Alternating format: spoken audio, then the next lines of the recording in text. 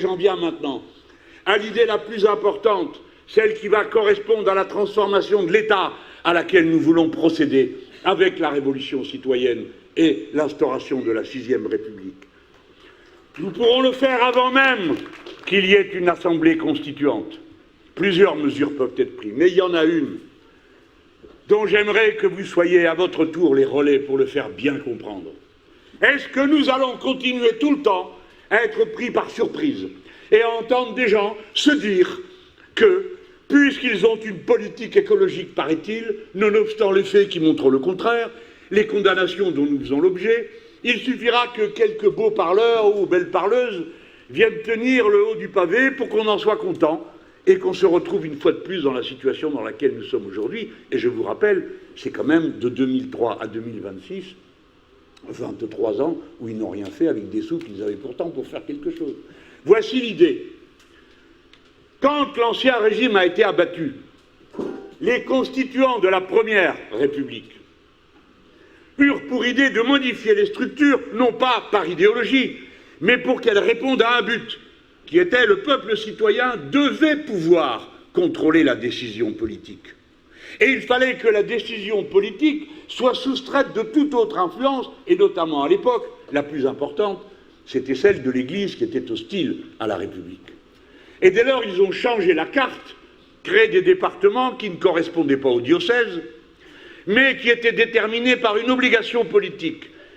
Le chef-lieu ne devait pas être plus loin qu'à une journée de cheval, ce qui signifie que tout le monde pouvait, à condition d'avoir un cheval ou d'en emprunter un, aller se plaindre et voir l'autorité constituée. Ça n'était fini des dirigeants lointains et isolés auxquels personne n'avait accès. La commune fut coupée plus court que la paroisse, ou plus large, de manière à ce qu'elle soit la structure de base de la citoyenneté.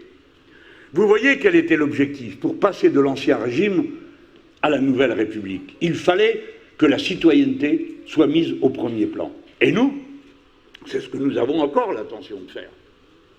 La citoyenneté sous toutes ses formes, bien sûr, avec le référendum d'initiative citoyenne, bien sûr, avec le référendum révocatoire, où vous pourrez même me virer après m'avoir élu.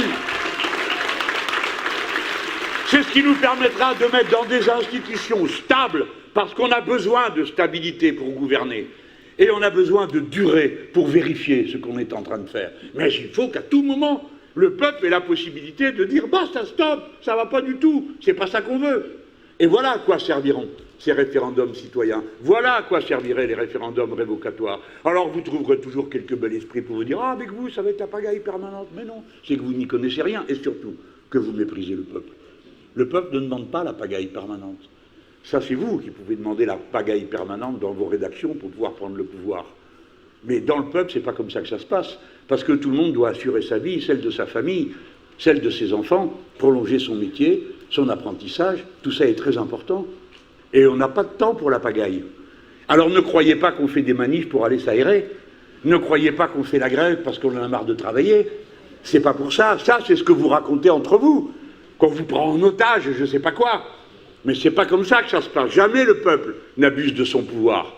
Et même quand il aurait bien des raisons de se mettre en mouvement, des fois il traîne les pieds. Comme disait l'autre, si c'était la misère qui déclenchait les révolutions, ça serait la révolution permanente sur la planète entière tout le temps. Tellement la misère y est grande.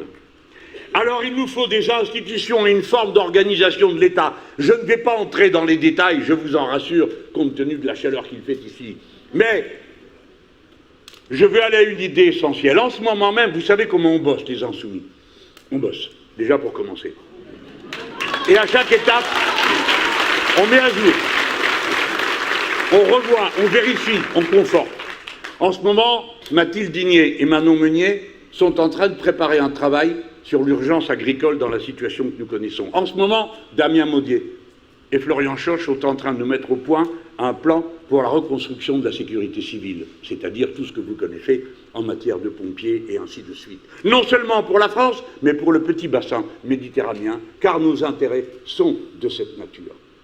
Mais je laisse ça de côté, je n'en fais pas la présentation, ni le détail, ni même du plan d'urgentissime que nous avons mis au point et que Mathilde Panot a présenté à l'Assemblée. Je veux vous appeler à considérer cette idée dans toute son importance Et j'ai envie de dire à ceux qui commentent, s'il vous plaît, faites-nous la grâce de vous intéresser une fois à un sujet. Ne venez pas m'interroger pour me demander ce que je pense de M. Bardella, de Mme Le Pen et de je ne sais qui encore.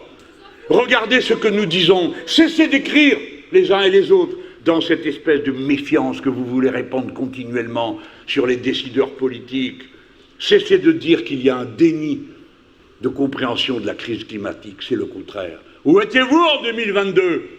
Quand nous avons voulu commencer la campagne présidentielle sur le thème de l'eau et que nous avions fait un meeting en réalité augmentée que vous pouvez toujours voir sur le site pour voir les thèmes que nous avons mis à l'ordre du jour. Quand avez-vous une seule fois de toute la campagne parlé de cette proposition ? Jamais.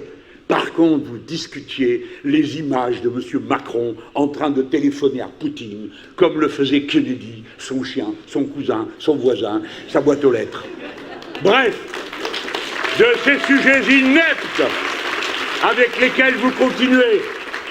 Voilà maintenant, depuis le 7 juin, que j'ai présenté devant vous la thèse de créer des écorégions et que c'est un monde, si j'en trouve une trace ici ou là, et dans les hommes d'État médiatiques qui se mènent contre moi, avec la bourgeoisie faite journal, qui est le journal Le Monde, qui s'est, oui vous pouvez, qui s'est rendu compte et qui s'est abandonné à une espèce de racialisme d'atmosphère en disant que notre rassemblement à Saint-Denis était trop blanc.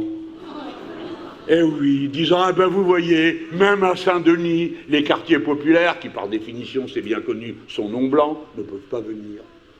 Ils ne se rendent même plus compte de ce qu'ils écrivent. Mais j'ai vu encore qu'ils disaient que nous n'avons pas pris conscience. Et j'ai vu encore, peut-être est-ce dans le numéro d'aujourd'hui, tout un édito pour expliquer tout ce qui passe par la tête de ce type derrière son bureau qui vit hors de la réalité et qui, pas une fois, ne va mentionner le projet d'éco-région. C'est pourquoi je recommence aujourd'hui, parce que je sais que je suis diffusé. Les éco-régions, c'est établir la démocratie et la responsabilité sur la question écologique. Les régions que nous allons créer, comme l'ont fait avant nous ceux qui avaient pensé aux départements et aux communes, sont celles qui devront prendre en charge l'intérêt écologique du pays, c'est-à-dire des biens communs que sont l'eau. Et c'est pourquoi elles seront organisées à partir des bassins versants et du conseil que nous donnerons les 7 grandes agences de l'eau qui marchent d'une manière magnifique dans notre pays et que la loi qui est en train de se voter au Sénat prétend mettre sous le contrôle du ministère de l'Agriculture, ce dont il ne peut être question. Eh bien, les bassins versants, il y en a 6 sur le territoire de l'Hexagone. On peut les découper en sous-bassins versants tenant en compte les rivières. Et vous autres, vous faites en tout la Bretagne, avec des rivières et non pas un grand fleuve. Car si on prenait la Loire, on se mettrait dans des histoires pas possibles avec Nantes et le reste. Donc il vaut mieux prendre l'affaire par un autre bout et pas se créer soi-même des problèmes. Mais ils auront l'eau, parce que tout finit dans l'eau. Et parce que l'eau va faire la pluie, et parce que la pluie va refaire la terre, et que la terre va ruisseler dans l'eau, qui va retourner dans la mer, et ainsi de suite.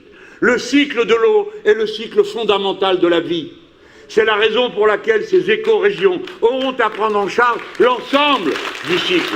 L'eau, l'air, la terre, et, plus dur à entendre, la santé. Car combien de maladies dorénavant sont des maladies politiques au sens où elles résultent de décisions politiques absurdes. C'est parce qu'on permet l'utilisation de produits dont on remplit la terre que tant de gens sont malades.